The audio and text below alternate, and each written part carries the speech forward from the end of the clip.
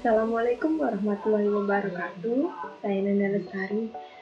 Di sini saya akan mempresentasikan sistem bakar diagnosa penyakit tanaman cabai menggunakan metode forward chaining dan backward chaining. Nah, yang pertama saya akan membahas forward chaining terlebih dahulu. Oke, langsung saja. Nah, di slide yang pertama ini kita akan membahas tanaman atau penyakit yang ada pada cabai. Oke, yang pertama ada tanaman layu fusarium. Tanaman layu fusarium ini patogen tular tanah yang termasuk parasit lemah. Cendawan ini menular melalui tanah dan merambat ke akar atau rimpang yang berasal dari tanaman sakit dan menginfeksi melalui luka. Yang kedua, ada tanaman layu bakteri.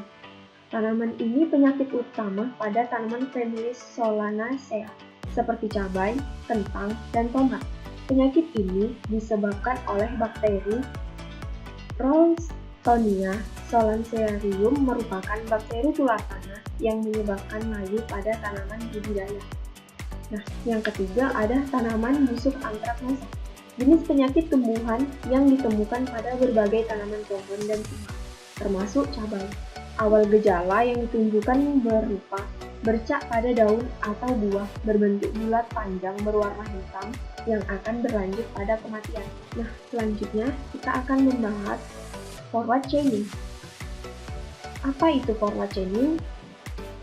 Forward chaining adalah pelacakan ke depan yang dari sekumpulan fakta-fakta dengan mencari kaidah yang cocok dengan dugaan hipotesa menuju kesimpulan.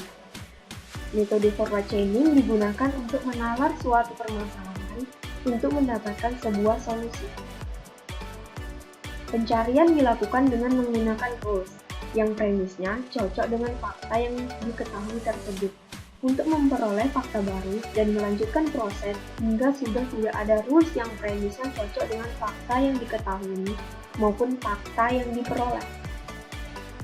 Contoh implementasi. Setiap tanaman cabai memiliki gejala dan penyakit yang berbeda-beda. Yang pertama ada penyakit layu cendawan fusarium, yang kedua penyakit layu bakteri, dan yang ketiga penyakit busuk antraknosa. Akan tetapi, ada sisi dominan tersebut yang nantinya akan ditemukan sebagai penyakit pada cabai. Nah, ini rule knowledge base. Rule ini ada 5. Yang pertama ada R1 sama dengan if A4 or A6 dan P2. Rule yang kedua, R2 sama dengan if A3 or A1 dan P1. R3 sama dengan if A5 and P2 dan P.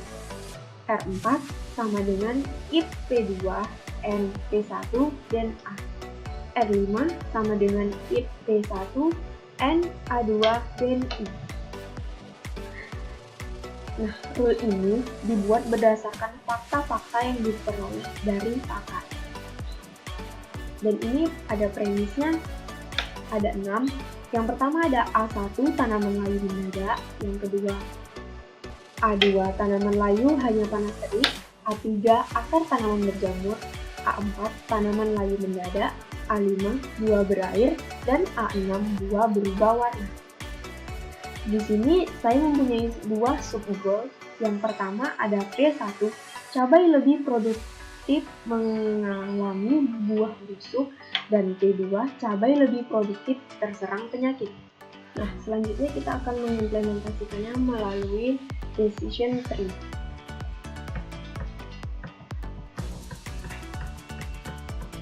Yang pertama ada E, A, I, A5, P2, P1, A2, A4, A6, A3, dan A1.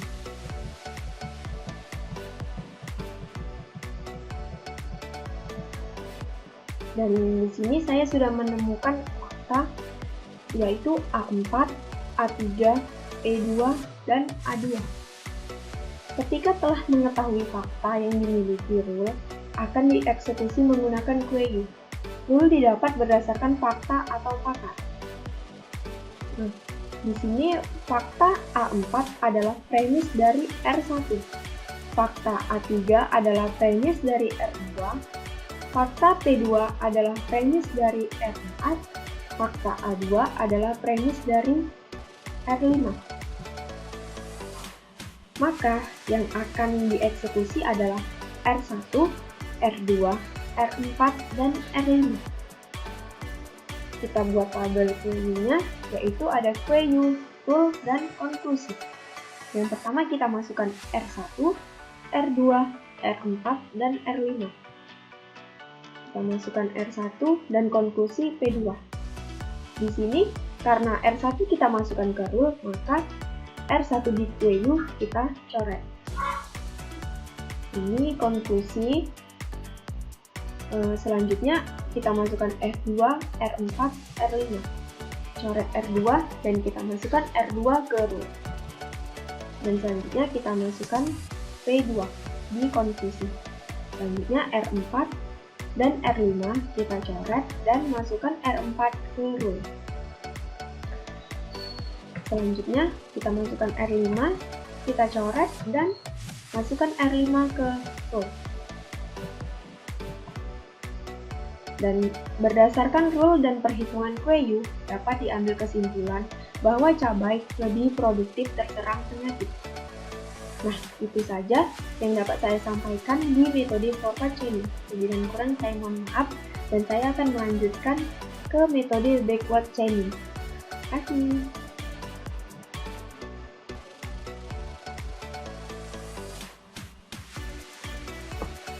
Hai, kembali lagi, saya Nana Lestari. Di sini saya akan melanjutkan presentasi saya, yaitu sistem pakar diagnosa penyakit tanaman cabai menggunakan metode backward chaining. Langsung saja, apa itu backward chaining? Backward chaining merupakan kebalikan dari forward chaining, di mana dimulai dengan sebuah hipotesis dan menggunakan fakta atau data untuk membuktikan hipotesis tersebut. Berbeda dengan forward chaining yang bermula dari fakta atau data menjadi sebuah kesimpulan. Itulah kenapa back chaining disebut juga dengan growth driver.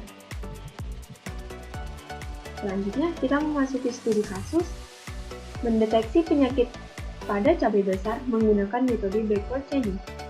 Di sini saya mempunyai 3 penyakit. Yang pertama ada penyakit layu cendawan fusarium, yang kedua penyakit layu bakteri, dan yang ketiga busuk buah antraknasa. Di sini ada rule knowledge base. Di sini rule-nya ada 5. Yang pertama R1 sama dengan if A4 or A6 dan P2.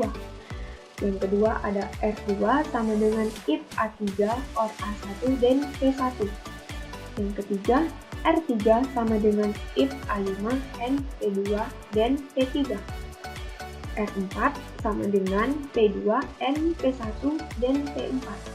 Dan yang terakhir ada R5 sama dengan if P2 and A2 dan P5. Dan di sini premisnya ada 6. Yang pertama ada tanaman layu bernada, yang kedua tanaman layu hanya terik, dan yang ketiga akar tanaman berjamur, dan yang keempat tanaman layu bernada, yang kelima buah berair, dan yang keenam buah berubah warna. Nah, setiap premis ini diberi kode A1, A2, A3, A4, dan A5, dan A6. Kita akan mengeksekusinya. Langkah yang pertama, kita akan menghitungnya menggunakan step atau tumpukan. Dan sasaran saya adalah layu cendawan fusarium, dan ini tabelnya, dan fakta yang didapat A1 dan A2.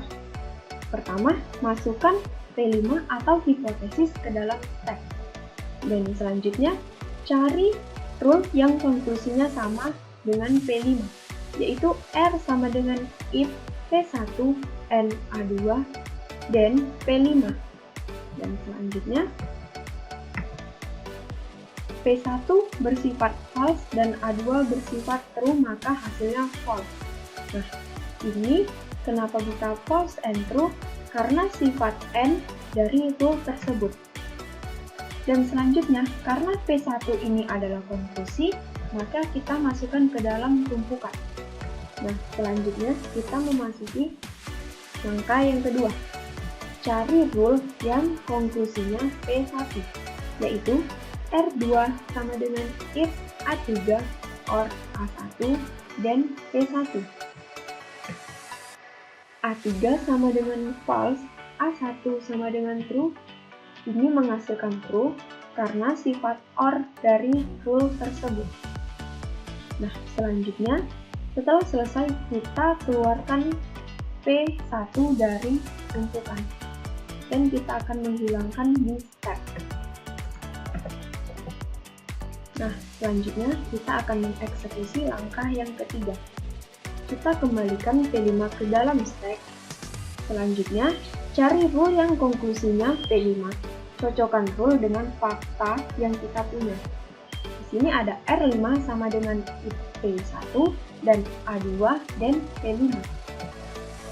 P1 true, A2 true, dan true. Ini menghasilkan true karena sifat N dari rule. Nah, kesimpulannya, hipotesis dinyatakan benar. Layu cendawan Fusarium. Dan itu saja yang dapat saya sampaikan, semoga bermanfaat. Dan saya mohon maaf apabila ada salah kata dan kekurangan dalam materi saya. Terima kasih. Assalamualaikum warahmatullahi wabarakatuh.